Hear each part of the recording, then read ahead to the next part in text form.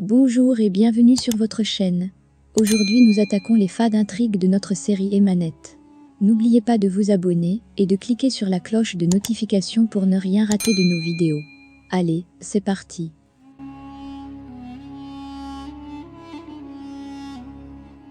Après l'arrivée de Yaman, Seher supplie de ne pas lui reprendre l'enfant. Yaman est silencieux mais en colère. Il demande qu'on emmène l'enfant dans la voiture. La nounou prend l'enfant, mais il s'enfuit pour retourner dans les bras de sa tante.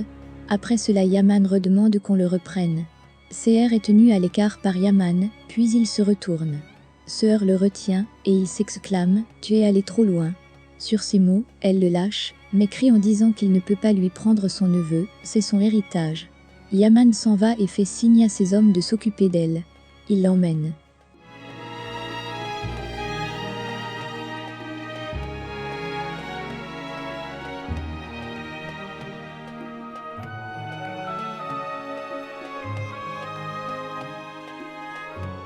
Dans la voiture, le petit Youssouf veut savoir si sa tante va vite revenir. Yaman ne sait quoi dire. La nounou essaie de déjouer l'enfant en lui proposant un livre de lecture qu'il aime. L'enfant dit qu'il va lire quand sa tante sera là. Dans l'autre voiture, Seher pose des questions pour savoir où ces gens l'amènent. Aucune réponse. Elle remarque tout de même qu'ils sont tous armés et prêts à en finir. Arrivée à la résidence, Yaman confirme à Iqbal qu'elle avait raison de se faire du mourou. Puisque sur place, la tante de Youssouf est venue pour tenter de le voler. Iqbal demande donc si le petit va bien, et aussi où est sa tante. Yaman ne répond pas, elle comprend qu'il a dû ordonner qu'on la supprime.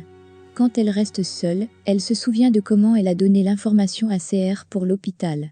Et aussi du coup de fil qu'elle a passé à son frère pour lui dire qu'elle a dû rester à la maison pour s'occuper de leur frère malade en pleine crise.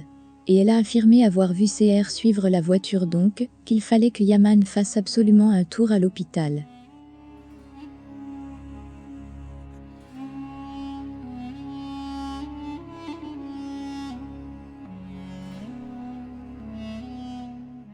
Seher a été amenée sur un bateau au quai.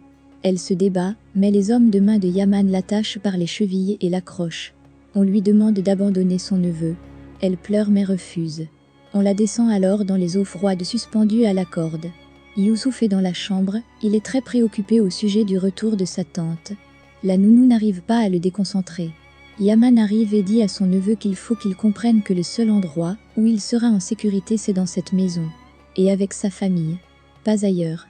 Et lui demande s'il le comprend. L'enfant est silencieux, et il demande « Et ma tante alors ?» Yaman est dérangé, et il répond à l'enfant que s'ils sont d'accord sur le fait qu'il ne doit pas vivre ailleurs alors, ils iraient faire une balade en bateau. L'enfant lui propose d'emmener sa tante alors, pour le découragement de Yaman.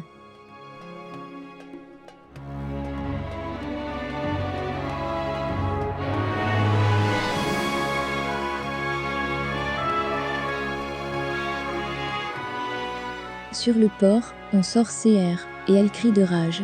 La seule option que vous avez pour m'écarter de la vie de mon neveu, c'est me tuer. Et là les gardes sont dépassés. Yaman est dans son bureau, et il repense aux paroles de Seher, qui ne veut pas lâcher son neveu. Il est un peu nerveux. Nedim passe un coup de fil à Yaman, ce dernier se contente seulement de secouer la tête.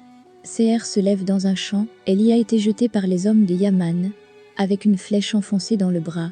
Elle essaie de se lever avant de s'évanouir encore. Selim n'arrête pas d'appeler Seher, mais elle ne répond pas. Alors il tombe sur Nadir, qui l'informe que Seher est parti pour un moment. Question de régler certains problèmes à Antep. Selim n'est pas content de n'avoir pas été informé. Nadir lui dit qu'elle reviendra bientôt donc, qu'il n'a pas à s'inquiéter.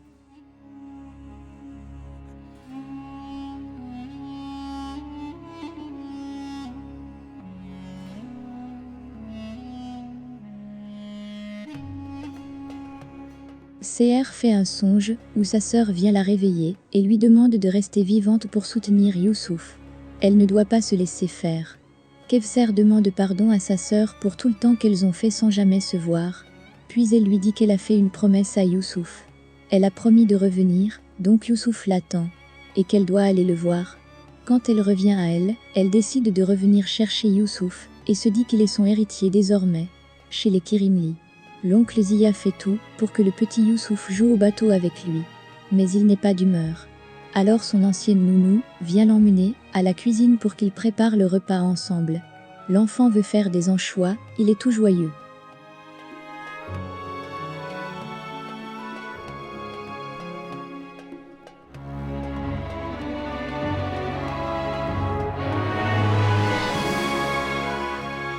Dans son bureau, Yaman nettoie son arme, pendant que Nedim lui fait le compte-rendu de leurs affaires.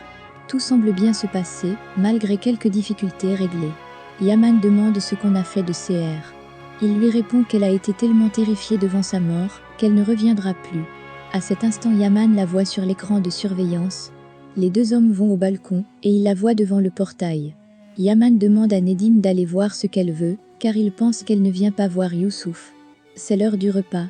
La nounou flatte le petit pour qu'il mange, et pendant ce temps, Nessiane arrive et annonce à tout le monde que la tante du petit est au portail. Youssouf descend de table pour tenter d'y aller. Mais sa tante Iqbal l'a déconseillé, car il fait très froid dehors.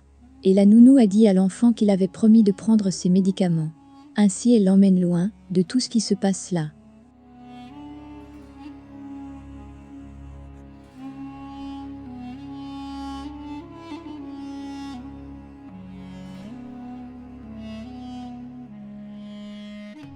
Voilà, si vous avez aimé ce résumé, merci de vous abonner et de cliquer sur la cloche de notification. À bientôt pour un nouveau résumé. Bonne suite.